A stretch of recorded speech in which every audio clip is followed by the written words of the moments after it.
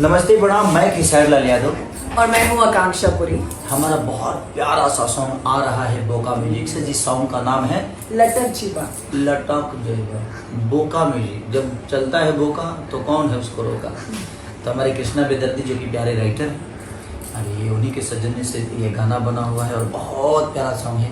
आप लोगों को 2008 और 2009 की याद आएगी इस गाने में। और आकांक्षा जी ने हमारी भोजपुरी के नाम के भी इन्होंने इतना प्यारा और इतने सहमत से काम किया है और इतनी ऊर्जा से काम किया है कि बहुत कम ऐसे एक्टर मिलते हैं जो कि अपने काम को एंजॉय करते हैं। और आकांक्षा जी ने पूरे उस गाने को एंजॉय किया है। तो उस गाने से जितने भी जुड़े हुए हैं हमारे लोग हैं, राइटर हों, हमारे म्यूजिक डायरेक्टर से लेकर हमारे को एक्टर से लेकर हमारे क्रू मेंबर तक, कैमरामैन से लेकर डायरेक्टर से लेकर उनके साथ रहने वाले हमारे मेकअप दादा से लेकर स्पॉट बॉय तक, सबने बहुत मेहनत किया है।